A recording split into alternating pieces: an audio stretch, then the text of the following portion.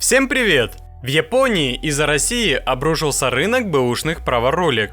До недавнего времени цены на поддержанные автомобили в Японии росли, пока их не перестали поставлять в Россию. Но перед тем, как рассказать все подробности, прошу вас подписаться на канал и поставить лайк прямо сейчас. За это в конце с меня не смешной анекдот. Поставки новых машин остановились из-за нехватки полупроводников. При этом цены на поддержанные авто до недавнего времени продолжали расти. После того, как экспорт в Россию резко упал, цены начали снижаться и на поддержанные машины. Одна из компаний, занимающаяся экспортом бэушек в Россию, сообщила, что в прошлом месяце объем сократился на 90%. Экономические санкции в Японии, США и Европе вызвали падение курса рубля, что затруднило приобретение японских автомобилей местными торговыми компаниями. Большинство автомобилей во Владивостоке японские. Если нынешняя ситуация в течение года сохранится, отрасли в целом будет тяжело.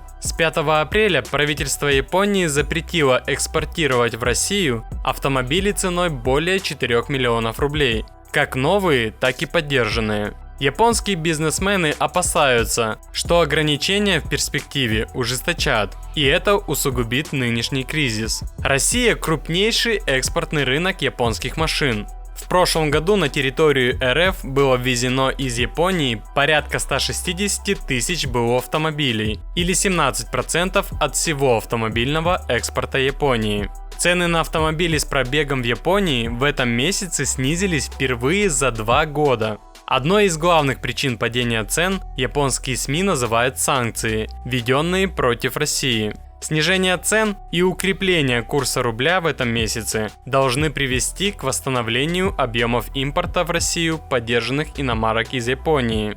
Так как логично, что в прошлом месяце из-за ежедневного роста курсов валют автолюбители ставили покупку авто на паузу. Самые высокие цены на автомобили с пробегом в стране восходящего солнца были в феврале, когда из-за глобального дефицита полупроводников и нехватки машин у дилеров многие выбирали бэушки. Что касается новых автомобилей, то всего за 2 последние недели они стали дороже в 1,5 раза. Из-за дефицита и сокращения складских запасов ряд брендов решили пересмотреть прайс-листы и увеличить стоимость своих автомобилей. Среди них не только европейские и японские компании, но и китайские. Больше других в процентном выражении подорожали именно китайские автомобили. Импорт праворульных машин вполне может составить конкуренцию ушедшим с рынка автопроизводителям и подорожавшим новым автомобилям, при условии, что таможенные пошлины зафиксируют в рублях или курс будет держаться на текущем уровне. Ну и обещанная мною шутка юмора. Власти нам никогда не врали, преувеличивали, недоговаривали, лукавили, уходили от ответа, притворялись, фантазировали, но чтобы врали – никогда. А на этом все.